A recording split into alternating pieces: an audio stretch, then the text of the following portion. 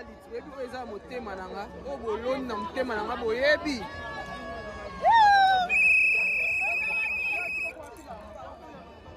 O boloni na motema nanga boyebi. Boyebi. Basi oyo babali ba ola kisanga alliance. Nga na bali te ba ola kisanga alliance Bino nyonso ba ola kisanga alliance na bana mine ko bozi ya mibali na bino ba yo bana. Ba koya ko bala biso mibali na bino. Ola kisanga alliance. Tali lokwa boy.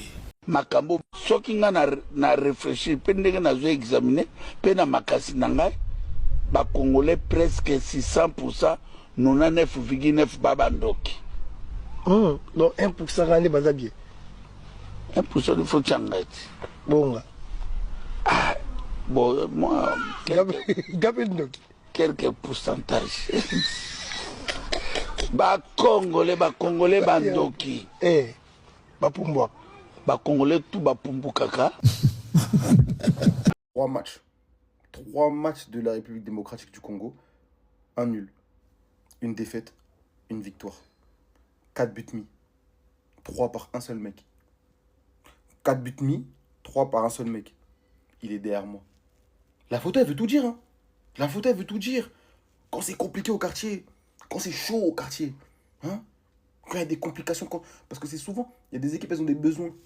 Il y a des équipes, souvent, elles ont des besoins. C'est comme ça. Quand c'est compliqué, il est là. Il ne parle pas trop à la caméra. Il agit seulement sur le terrain. Aujourd'hui, c'était un match décisif, doublé. 3 matchs, 3 buts. Il ne parle pas trop. Il agit.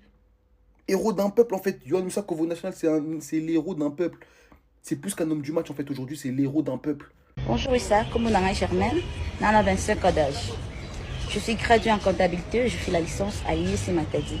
Alors, je t'aime beaucoup, je suis vraiment intéressée par vous.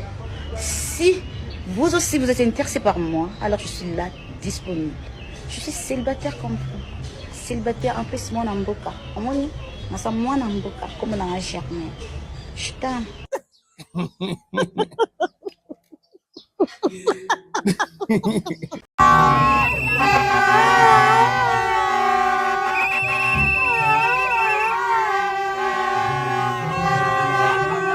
Et puis ma chérie, je vais te donner un conseil.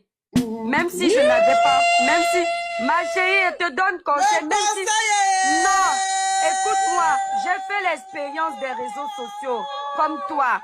Écoute, même...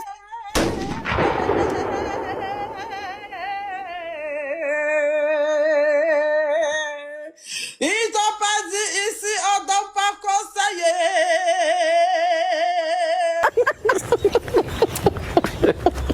Conseil ni neko ko motiver bandeko bazana kape lokola yo mais balemba ba décourager. Conseil na kopesa mutu conseil te sole ki minere comme a dit que pesa conseil te. On les a pasteur te. Mama zola nanga. Nazola ndo. Na kopesa conseil ke les a pasteur te. Parce que c'est l'ami de la première dame, Lili Koupa, qui branche Marlène au président de la République. Attendez, là Marlène est Jean-Marie Mbokani. Marlène partait à Kinshasa pour le compte de Guy Luando. Avant d'aller dans le chef d'État, je vais d'abord à Guy Luando. Marlène, voilà, Marlène était avec Mbokani, mais elle a commencé à fréquenter Guy Luando. Continue. Oui, elle a commencé à fréquenter Guy Luando. On l'importait au fait. On appelle ça les importations au Congo. Elle est importée. Et à travers Guy Luando, Marlène maintenant vise plus loin. Elle veut le président.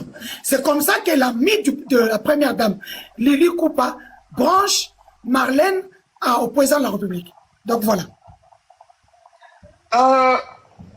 C'est que vous informez le peuple congolais, Marlène sortait avec le président de la République qui est Chilombo. On parle de Chilombo là. Oui. Oui. Congolais, le loi Tikali Kaka, ma vie privée à bateau. Congolais, Tikali Kaka, ma vie privée à bateau. Congolais, Tikali Kaka, qu'on juge. Congolais David Mombela, Robeta Lissolo na yo, yo moko vandio na ebi même pas elongino. Matongio, abeti Lissolo banda ko bota mana ontio komi boy. Donc, les Congolais, akoye ba yo plus que yo moko. Même sous tout ni vie na yo moko azo ko maîtriser voter. Ça c'est les Congolais. Les Congolais, ça raconte n'importe quoi dans la rue. Ce que ça fait, faut qu'on a moutomo à l'automne, on a un cambo, yosa des dents, n'aime sous matonio sous basila. Bon, c'est quoi, yo? Il y a ça unique, hein? C'est une sorte unique. On me l'a fait Diamba. Te Diamba la mela te me ba melisa nga nde Diamba la ndenga mystique. Bolo toko. Ba master ba toxila nga Diamba ya kotokisa. Bo ba sala ngolo kwa ti. Au milieu ou au milieu? Ba sala ngo ba toxi Diamba pena boye. Nga ka sake ngo sinda. Ka sake makasa sinda net makasa ya nini ya babenga ngo nini bulukutu. Babika o ti ezali ya komela ti. Ba tyango pena sukali ba tina kopo. Ah, mabika ya kigo. Bupe nzana zo Diamba.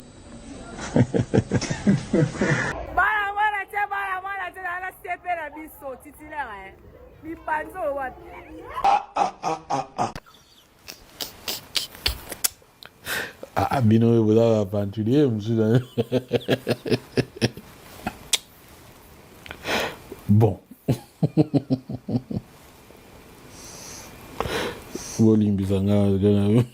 Aventurier na sens ya ya na ina lo badon nini koma rigolo quoi.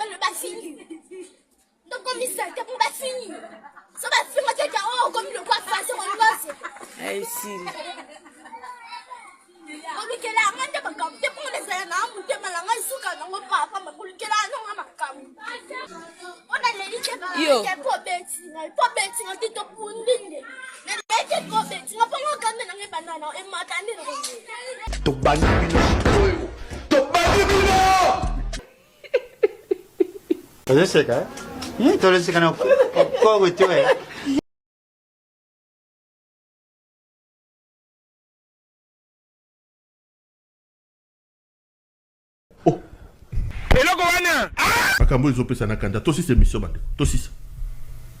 Je reviens demain. Toi tu as un lobby. Toi tu as un lobby pour une autre émission.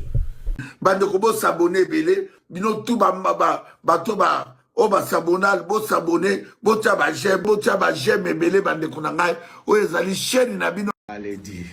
Reviens plus tard. Reviens plus tard.